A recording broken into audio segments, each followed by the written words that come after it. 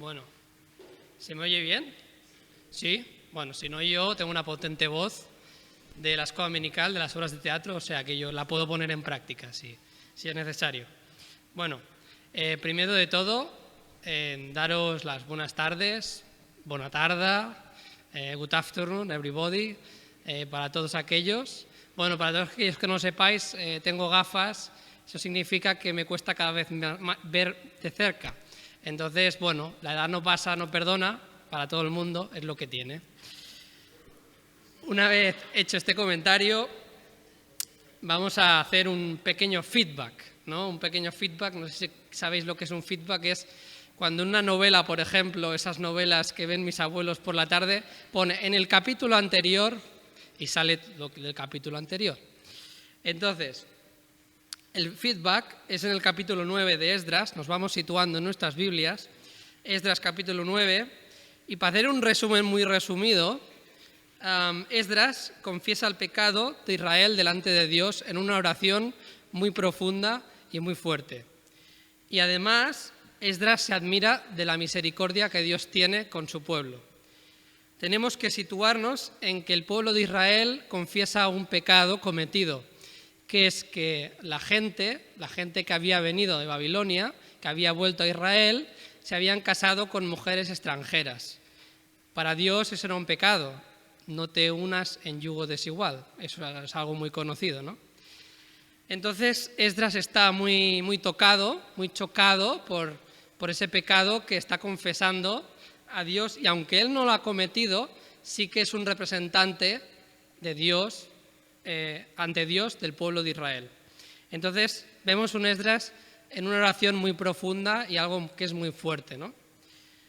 Una vez hecho este feedback, para poder entender el capítulo 10, que es el que me toca hoy a mí. Hoy vamos a hablar, en resumidas cuentas, del arrepentimiento. En el capítulo 10, que veremos hoy, veremos los diferentes pasos del arrepentimiento.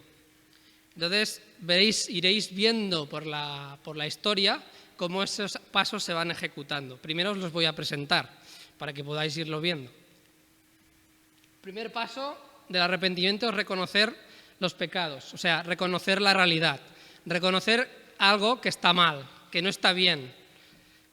El segundo paso es confesarlo oralmente ante Dios, afirmarlo y también volver a reconocer la soberanía de Dios. El tercer paso es abandonar esos pecados, tomar decisiones, tomar acciones para que ayuden a abandonar esos pecados o esas tentaciones que tenemos. Y el cuarto paso es cosechar fruto que haya hecho o que demuestre de que ese pecado ha sido abandonado. Entonces, con estos 4 pasos vamos a ir leyendo la historia. Pero normalmente lo que hacemos es leerla entera y luego ir leyendo, a lo mejor. A mí me gustaría irlo comentando hoy uno por uno, en vez de leerla toda entera, que sí, comprendes un poco la historia, pero tampoco sabes de qué voy a hablar. Entonces, vamos a ir al versículo 1 de Esdras. Mientras Esdras oraba y hacía esta confesión llorando y postrándose delante del templo de Dios. Versículo 1. Como hemos visto en el capítulo 9, yo os he dicho, Esdras estaba devastado, porque estaba confesando a Dios un pecado horrible. Y además vemos aquí una posición muy diferente. Se transmite en 4 acciones. 4 acciones en las que Esdras está confesando esa devastación y está representando esa devastación. La primera acción es la oración.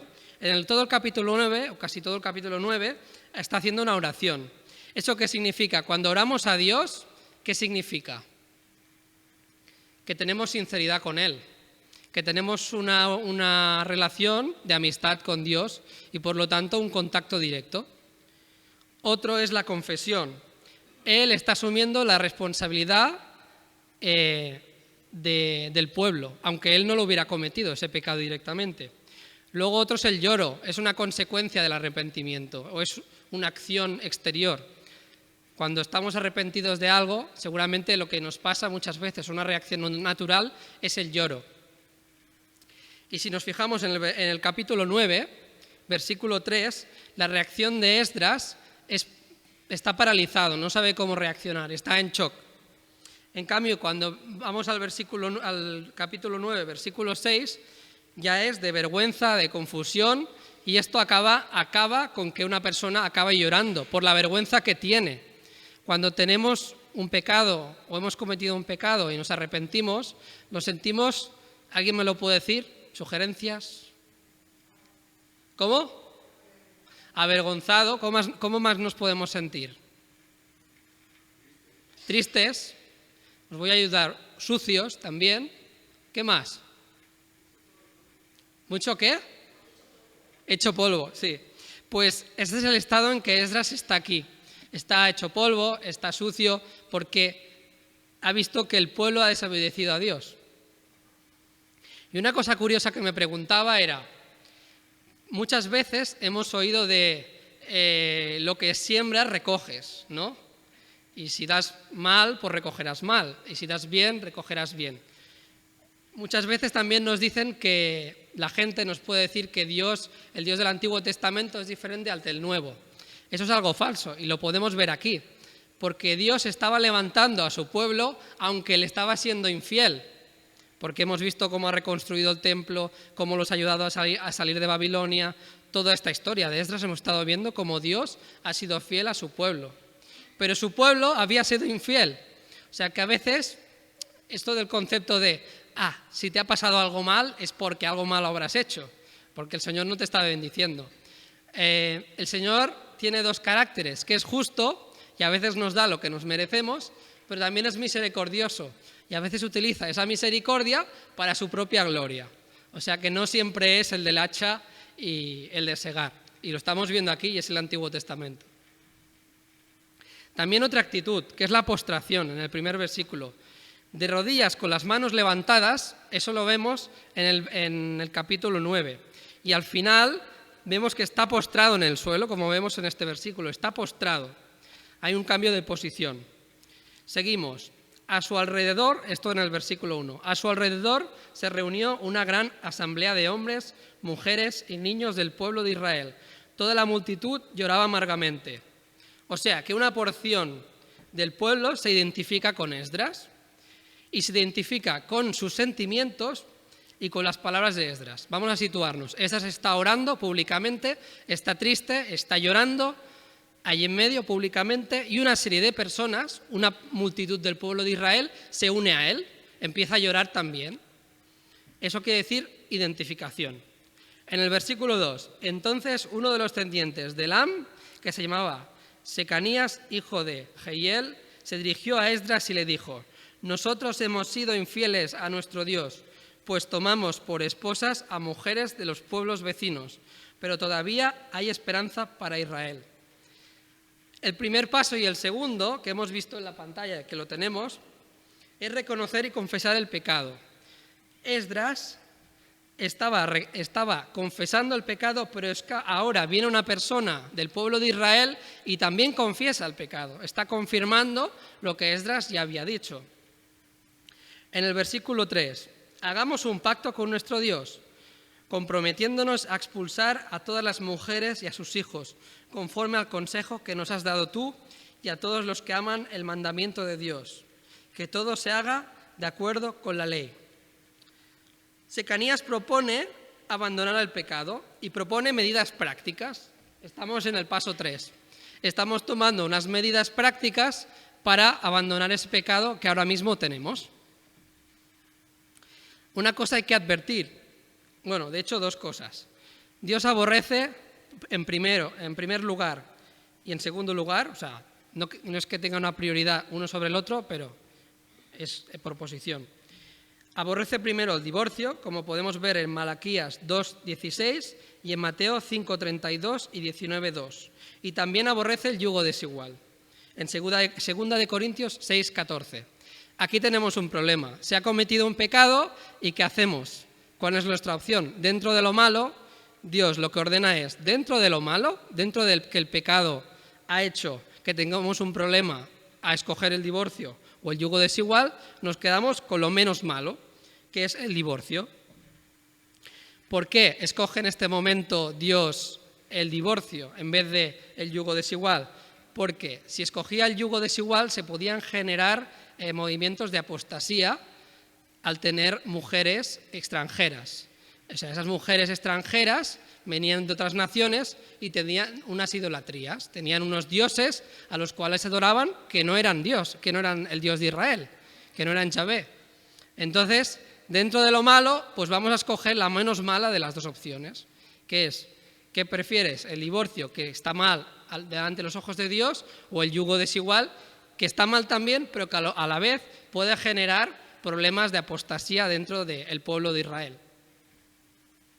Entonces, la mezcla de lo inmundo con lo sagrado es evidente que no es posible. Pues entonces, seguimos con el versículo y dice que todo se haga de acuerdo con la ley. En este punto está reconociendo la soberanía de Dios y su obediencia. Está diciendo, hemos pecado, está mal y además se tiene que hacer bajo lo que Dios diga. Estamos en el paso 3. Estamos en el paso 2, disculpad. Estamos en el paso 2 porque dice que está reconociendo la obediencia a Dios y está reconociendo su autoridad. Entonces, veréis que va apareciendo paso 2, paso 3, porque la historia se va desenvolupando y van actuando diferentes personajes. Versículo 4. Levántate pues, esta tu responsabilidad. Nosotros te apoyamos. Cobra ánimo y pon manos a la obra. Este señor, que se llamaba, a ver si lo tengo, Secanías, exactamente. Le dice a Esdras, levántate, pues es tu responsabilidad, nosotros te apoyamos. Cobra ánimo y pon manos a la obra. Le está diciendo Esdras, asume tu responsabilidad, porque Esdras ha sido llamado por Dios, ha sido llamado como el sacerdote, el intermediario entre Dios y el pueblo de Israel en este momento, y también está puesto por el hombre, es la autoridad. Si recordáis en el capítulo 7, el rey Artajerjes le da autoridad para hacer un montón de cosas, sacar dinero, poner jueces, etcétera, una serie de cosas, y además es la autoridad política, es la autoridad social. Si no hiciera Esdras ninguna de las cosas y siguiera lamentándose y postrándose ante Dios diciendo, ¿qué hemos hecho?, si no se pusiera manos a la obra, estaría desobedeciendo a Dios, porque Dios lo ha puesto como responsable espiritual ahí. Entonces, en el versículo 5, al oír esto, Esdras se levantó e hizo que los jefes de los sacerdotes, los levitas y todo el pueblo de Israel se comprometieran bajo juramento a cumplir con lo que habían dicho, y ellos lo juraron. Paso 3, está afianzando el compromiso con los israelitas. Una de esas decisiones para que no se vuelva a repetir el pecado es bajo juramento, es decir, les dice a los líderes, les hace jurar para que no se lo tomen como si fuera broma o fuera algo sencillo, ¿no?, o algo sin valor. Les hace hacer un juramento para que tomen conciencia de lo que han hecho está mal y para evitar que se promulgue otra vez. En el versículo 6, luego Esdras salió del templo de Dios y fue a la habitación de Johanán, hijo de Eliasib. Tenemos en cuenta de que Johanán está en una habitación que está en el templo de Dios. Esto significa que Johanán debería ser un cargo importante dentro del santuario de Dios. ¿Qué significa? Que si era importante tenía una habitación privilegiada, con comida, agua, etc. Pero, dice la siguiente parte del versículo 6, allí se quedó sin comer pan ni beber agua, porque estaba muy deprimido por causa de la infidelidad de los repatriados. Esdras sale, se va a una de las habitaciones y básicamente ni come ni bebe por su tristeza. A alguno le puede parecer una reacción un poco exagerada. Podéis decir, hombre, ya se ve que la gente ha tomado una actitud diferente, ponerse a hacer ayuno es un poquito exagerado. O quizás, en vez de exagerado, quizás no lo es. Quizás deberíamos plantearnos si nosotros deberíamos reaccionar así cuando pecamos. No lo sé, lo pongo ahí en la nube para que lo penséis, para que lo pensemos conjuntamente. Quizás su reacción es cómo debería ser nuestra reacción cuando pecamos. Quizás no es exagerada. En el versículo 7, posteriormente anunciaron en Judá y en Jerusalén que todos los que habían regresado del cautiverio debían reunirse en Jerusalén. Esto incluía a los que habían vuelto, con Esdras, con Zorobabel, con Jesúa y todos los demás, todas las vueltas intermedias desde Babilonia. Versículo 8. Y advirtieron que a todo el que no se presentara en el plazo de 3 días, según la decisión de los jefes y dirigentes, se le quitarían sus propiedades y se le expulsaría de la asamblea de los repatriados. Es decir, si no vienes a la asamblea, lo que se te quita son tus propiedades y eres expulsado del pueblo de Dios. Alguien puede pensar, qué exagerado. Hay que pensar que esta gente formaba parte del pueblo de Dios. Y esto era una decisión de Dios. Esta asamblea que se iba a generar, esta reunión, era una decisión de Dios. Lo que tú no puedes es pensar que vas a pertenecer al pueblo de Dios si no escuchas su orden. Esto era un orden de Dios, por lo tanto tenían que obedecerlo. ¿Y por qué se le quitaban las propiedades? Porque si formas parte del pueblo de Dios, tienes las bendiciones de Dios. Y esas propiedades que tú has conseguido, las has conseguido por la bendición de Dios. Por lo tanto, si tú no quieres saber nada del pueblo de Dios, las bendiciones que Dios te ha dado, entre ellas tus propiedades, tienen que ser quitadas. Versículo 9. Por lo tanto, a los 3 días, en el día 20 del mes 9, se reunieron en Jerusalén todos los hombres de Judá y de Benjamín. Todo el pueblo se sentó en la plaza del templo de Dios, temblando por causa de este asunto e intimidados por el aguacero que caía. Traduciéndolo significa, imaginaros que estamos un 19 de diciembre del año 459 a.C. Estamos en la plaza del templo de Dios y está cayendo una buena lluvia. Hace frío porque es diciembre y estamos a la intemperie. Una vez contextualizados, tiemblan por 2 motivos. Uno es el tiempo, que hemos hablado, ¿no? Imaginaros la situación para ponernos en contexto. Y luego el temor a la ira de Dios. Habían cometido un pecado, eran conscientes y decían, a ver qué castigo nos va a dar el Señor. A ver, entonces estaban temblorosos. Bendito el pueblo que tiembla por la ira de Dios. Vamos al versículo 10. Entonces el sacerdote Esdras se puso en pie y les dijo, vosotros habéis sido infieles y habéis aumentado la culpa de Israel, pues habéis contraído matrimonio con mujeres extranjeras. Como hemos visto, Esdras es el sacerdote, es el mediador entre Dios y el pueblo de Israel. Y además, esto que habían cometido era un desprecio y una desobediencia hacia Dios. Aparte de que lo que aquí vemos hoy en día también es una desobediencia a un mandamiento de Dios. No os unáis en yugo desigual. Quizá podría funcionar la relación matrimonial, de hecho ya estaba funcionando en estos momentos. Muchos matrimonios que ya estaban hechos, que eran mixtos con poblaciones de alrededor, con otras naciones. Pero la relación con Dios estaba rota. Entonces ahí tenemos un problema, y es el mismo problema que nos pasaría con una relación mixta hoy en día. El matrimonio en su practicidad puede funcionar, pero muchas veces la relación con Dios queda rota. Y eso puede generar también que el marido o la mujer, depende de quién sea cristiano, acabe saliendo de la iglesia. No tiene por qué ser así, pero si Dios nos da unos consejos y unas obligaciones, es por alguna cosa. Y de hecho podemos ver muchas veces, tanto en otras iglesias como en nuestra iglesia, que los matrimonios mixtos, y algunos lo saben por experiencia, generan muchísimos problemas dentro del ámbito espiritual, en cómo educar a tus hijos, en cómo gestionar la espiritualidad, la relación con Dios. Cuando es un nudo de 3 cabos, es un nudo de 3 cabos, no podemos hacer nada.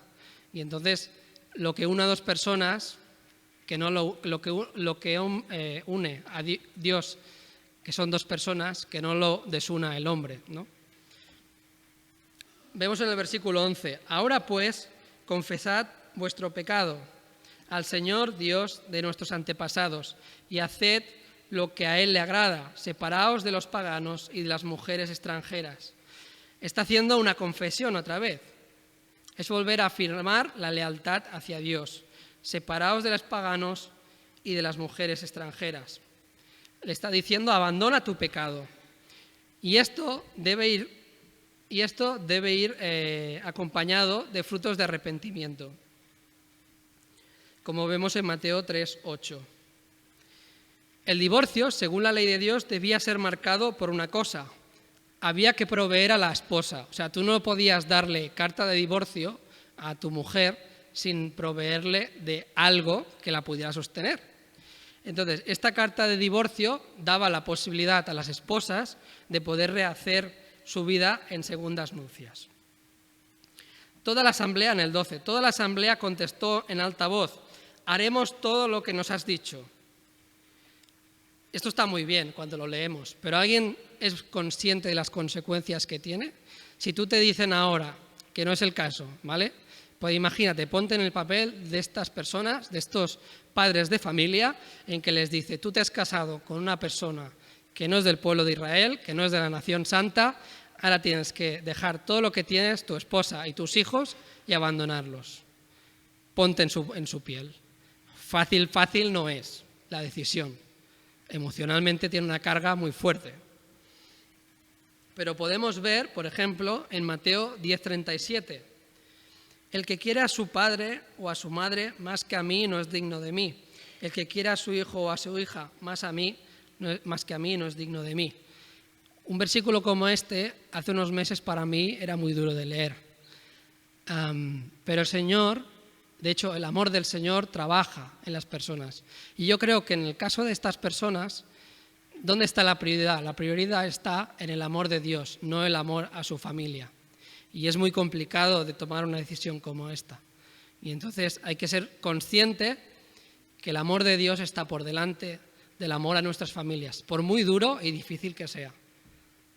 Y puedo hablar en ese caso por la pérdida de mi padre, porque es algo que no entiendes, ¿no? Y el Señor te pide a que tu valor esté por encima hacia Él que hacia tu familia, porque normalmente es la familia es lo que tiene más valor en nuestra sociedad. Entonces es algo que se muestra en el Antiguo Testamento y también se muestra, Jesús dice: me tenéis que amar a mí antes que a vuestras familias. Versículo 13, pero no podemos quedarnos a la intemperie. Estamos en época de lluvias y esto no es asunto de 1 o 2 días, pues somos muchos los que hemos cometido este pecado.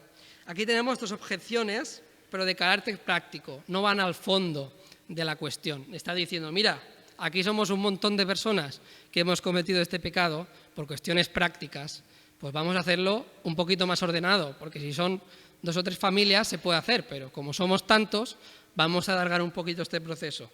Y aparte, la segunda cuestión es el temporal. Claro, si te pasas ahí no sé cuánto tiempo, en un tiempo en el que llueve, invierno, hace frío, pues enfermedades, una serie de cosas que pueden surgir. Entonces, toman la decisión de hacerlo un poquito más ordenado. En el 14, proponemos que se queden solo los jefes del pueblo y que todos los que viven en nuestras ciudades y se han casado con mujeres extranjeras se presenten en fechas determinadas, junto con los dirigentes y jueces de cada ciudad. Claro, aquí tenemos que ver una cosa. Hemos dicho, todas las mujeres extranjeras y los hijos fuera del pueblo de Israel. Tenemos que ver una cuestión. Había mujeres que a lo mejor se habían convertido al Dios de Israel. Por lo tanto, hay que hacer un poquito de filtraje. Y decir, esta mujer de este hermano pues se ha convertido a Dios, por lo tanto, no es necesario que sea expulsada, ni sus hijos tampoco. Pero también podemos ver las mujeres que seguían la idolatría de su nación de origen. Por lo tanto, sí que hay que hacer esa especie de juicio. Tenemos una solución triple. Todo está tramitado en Jerusalén. Eso quiere decir que se centraliza en un punto. Los jefes representan los intereses de la asamblea. O sea, el tribunal que va a juzgar esas familias son los representantes, los jefes de los diferentes pueblos. Por lo tanto, queda representado los intereses de los diferentes pueblos, ¿vale?, en ese tribunal. Y luego tenemos que ver que junto a esas familias que tenían esposas extranjeras, también tenían que ir los jueces de cada población acompañándolos. ¿Por qué? Para que fueran de testimonio. Es decir, si un rebelde me está diciendo que su mujer se ha convertido a Dios, pero un juez da testimonio de ese pueblo exacto que vive en la misma ciudad, en el mismo pueblo, dice lo contrario, tenemos un problema. Es lo mismo que los juicios de hoy en día. Tiene que haber testigos para afianzar una actitud. hasta que se aparte de nosotros la terrible ira de nuestro Dios por causa de esta infidelidad. Lo que hablábamos, lo que siembras recoges, como en Gálatas 6:7. No siempre es así, como os he explicado, pero el pueblo de Israel tenía temor de la ira de Dios. Y entonces decía, a ver lo que hemos hecho, a ver lo que nos espera, porque lo que hemos hecho quizá tiene consecuencias. No tiene por qué cumplirse como regla de oro, pero puede ser. Dios también nos castiga y nos disciplina. Como conclusión, pasos para el arrepentimiento. Reconocer sus pecados de forma sincera. Esdras nos lo hace en el capítulo 9, y en la oración que hace y en el versículo 1. La porción de pueblo, hemos estado viendo 3 escenas. Primero Esdras, luego la porción de pueblo que se junta con él y apoya su actitud y empiezan a organizarlo, y luego la asamblea general. La porción de pueblo lo vemos en el versículo 1. Ese arrepentimiento sincero lo vemos en la asamblea en el versículo 12. Segundo punto del arrepentimiento, confesar oralmente a Dios, volver a reconocer la lealtad a Dios. Lo hace Esdras en el capítulo 9, porque está compactado ahí, la porción del pueblo en el versículo 2 y la asamblea en el versículo 12. En el versículo 12 está compactado porque es cuando dicen, sí, Esdras, hemos hecho todo lo que tú has dicho, o estamos de acuerdo con todo lo que tú has dicho. Por lo tanto, es el mismo versículo. Y en el 3, abandonar esos pecados, tomar esas medidas importantes y efectivas para evitar ese pecado que se reproduzca en el futuro o esa tentación. Esdras lo hace en el versículo 5 y en la porción de pueblo lo hace en el versículo 3 y en la asamblea general lo vuelve a hacer en el versículo 12. Y ya al final, en el punto 4, dar fruto que demuestre que demuestre que esa conducta ha cambiado, que ese pecado ha desaparecido. Bueno, eso lo podemos ver, y yo ahora os lo leeré. A ver, exactamente. Vamos, ahora sí que lo leeremos del tirón, ¿vale? Del versículo 18 hasta el final.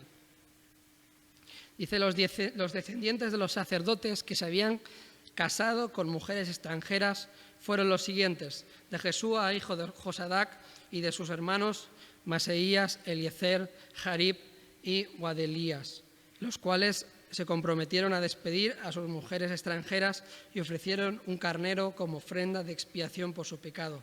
De Imer, Hananí, Zabadías. De Jarín, Mesías, Elías, Samaías, Jehiel y Ucías.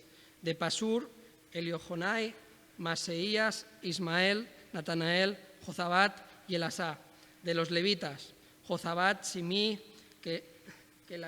me cuesta un poco leer, Keladías y Kelita. Pataías, Judá, Eliezer. De los cantores, Eliasib. De los porteros, Salún, Telén y Uri. Y de los demás israelitas, de Parós, Ramaías, Jecías, Malquías, Mijamín, Eleazar, Malquías y Benías. De Elam, voy a quitar las gafas. Metanías, Zacarías, Jehiel, Abdí, Jeremot y Elías. De Zatú, es que los nombres tienen su complejidad. Eliojonai, Eliesib, Matanías, Jeremot, Zabat y Aziza. De Bebai, Jonanán, Hananías, Zabai y Adlai. Bueno, tenéis todos los nombres. Es que si sigo, esto es como en los primeros libros, ¿no?, de las genealogías, es un poquito largo. Podéis ver aquí la especificación de las familias, de los descendientes, porque este es el cuarto punto. En el versículo 44, porque ahí se acaban los nombres. Todos estos se habían casado con mujeres extranjeras y algunos habían tenido hijos con ellas. Bueno, eso es algo evidente, pero bueno, así lo rematamos. Y entonces es el claro resultado, ¿no?, de que ese pecado ha sido dejado atrás y además se ha clarificado cada una de las personas que habían pecado. Para mí esto es el resultado y encima súper específico. Es el fruto que ha dado todo este proceso. Entonces, bueno, hasta aquí la reflexión. Espero que os haya servido de bendición. Para mí lo ha sido. Y bueno, El arrepentimiento es una cuestión bastante, bueno, tiene su complejidad y tiene su compromiso, como hemos visto, y realmente si es un arrepentimiento real, pues tiene sus consecuencias y da sus frutos. Que el Señor os bendiga.